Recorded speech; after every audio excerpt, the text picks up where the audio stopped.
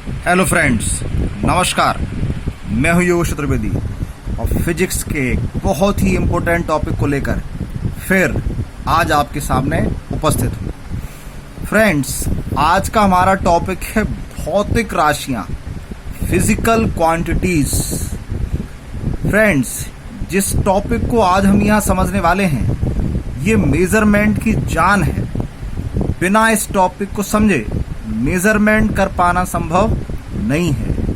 क्योंकि हम जिस क्वांटिटी का मेजरमेंट करना चाहते हैं, हम जिस राशि को नापना चाहते हैं फ्रेंड्स, वो ही भौतिक राशियां कहलाती हैं। जी हाँ फ्रेंड्स, वे राशियां जिन्हें मापा जा सकता है या जिनका मापन किया जा सकता है, वे राशियां भौतिक राशियां या फिजिकल क्वांटिटीज कहलाती हैं। अब इसका क्या मतलब निकला फ्रेंड्स, ऐसे समझते हैं। आप जिस समय ये वीडियो देख रहे हैं, आप जहां बैठे हुए हैं, अपने आसपास आप नजर दौड़ाएं। अब मैं आपसे कह रहा हूं कि आप अपने आसपास जो भी दिख रहा है उसमें आप क्या नाप सकते हैं। तो फ्रेंड्स, आपका आंसर इनमें से ही कोई होगा। आप या तो अपने आसपास किसी चीज की लंबाई नाप सकते हैं, चौड़ाई नाप सकते हैं, ऊंचाई नाप सकते हैं, क्षेत्रफल नाप सकते हैं, आयतन नाप सकते हैं, द्रव्यमान नाप सकते हैं, समय नाप सकते हैं, ताप नाप सकते हैं, और भी बहुत सारी चीजें होंगी जो आप नाप सकते हैं। तो फ्रेंड्स, ये सभी क्या है? भौतिक राशियां। जी हाँ फ्रेंड्स, टॉपिक बहुत आसान है, बस समझना जरूरी है। फिजिक्स में हम जिन जिन क्वांटिटीज का मेजरमेंट कर सकते हैं वो सभी क्या कहलाती हैं फ्रेंड्स? फिजिकल क्वांटिटीज, भौतिक राशियां।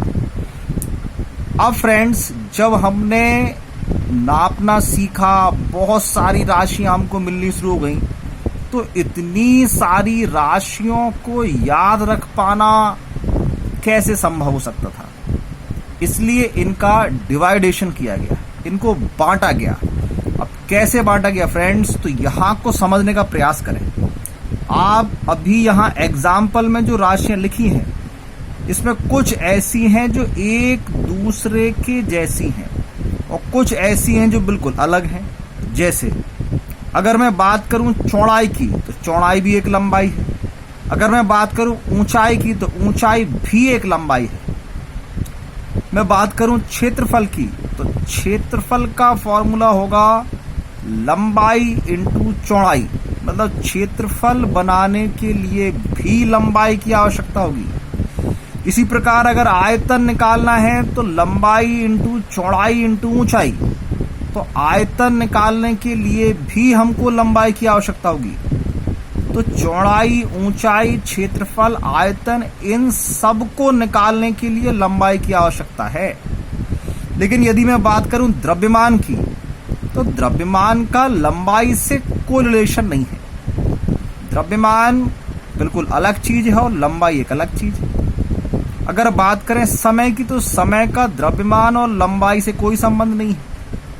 अगर बात करूं ताप की, टेम्परेचर की, तो टेम्परेचर का भी लंबाई या समय या द्रव्यमान से कोई संबंध नहीं है। तो कुल मिलाकर बात यह है, कुछ राशियां ऐसी हैं जो आपस में रिलेटेड है और कुछ ऐसी हैं जिनका आपस में कोई रिलेशन नहीं है। तो इसी आधार पर इनको दो भागों में बांटा गया है फ्रेंड्स। एक वे जो परस्पर स्वतंत्र हैं, मतलब जिनका एक दूसरे से कोई संबंध नहीं है, जिन्हें एक दूसरे में कन्वर्ट नहीं कर सकते हैं, उन्हें फंडामेंटल क्वांटिटीज या मूल राशियां कहते हैं। और जब इनको ढूंढा गया तो फ्रेंड्स, आपको जानकर आश्चर्य होगा कि इनकी संख्या केवल 7 निकली, जो इस प्रकार हैं: लंबाई, द्रव्यमान, समय, ताप, ज्योति तीव्रता, विद्युत धारा और पदार्थ की मात्रा। और फ्रेंड्स, इसके अलावा जितनी भी राशियां हैं वो कहीं ना कहीं इन सब से मिलकर ही बनती हैं। तो चूंकि वो सब राशियां इनके द्वारा उत्पन्न हो रही हैं, इनकी सहायता से उत्पन्न हो रही हैं, उनको इन राशियों के पदों में व्यक्त किया जाता है, इसलिए उन्हें व्युत्पन्न राशियां या डेराइव्ड क्वांटिटीज कहते हैं। जैसे ऊपर जो हमने क्षेत्रफल लिया था, क्षेत्रफल का फॉर्मूला लंबाई इंटू चौड़ाई।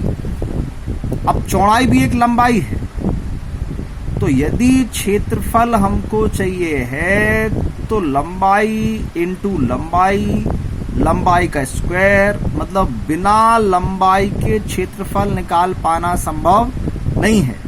तो क्षेत्रफल किसकी सहायता से बना? लंबाई। लंबाई क्या है? मूल राशि। तो मूल राशि की सहायता से जो उत्पन्न हुआ वो व्युत्पन्न राशि। तो क्षेत्रफल कैसा है? एक व्युत्पन्न राशि। अब आयतन की बात करें। आयतन का फॉर्मूला लंबाई इंटू चौड़ाई इंटू ऊंचाई। अब चौड़ाई भी एक लंबाई है, ऊंचाई भी एक लंबाई है, तीनों का इंटू कर लें तो लंबाई का क्यूब हो गया। इसका मतलब यदि आयतन हमको ज्ञात करना है तो लंबाई का क्यूब करना पड़ेगा।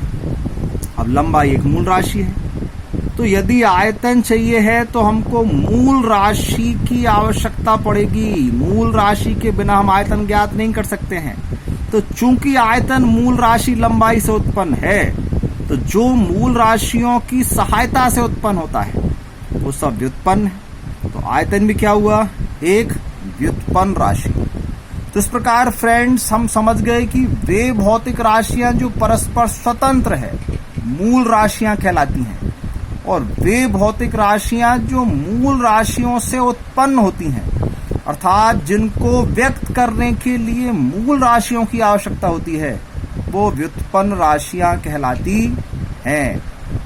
बहुत आसान शब्दों में कहूं फ्रेंड्स तो इन 7 राशियों को छोड़कर जितनी भी राशियां हैं वो सभी व्युत्पन्न राशियां हैं।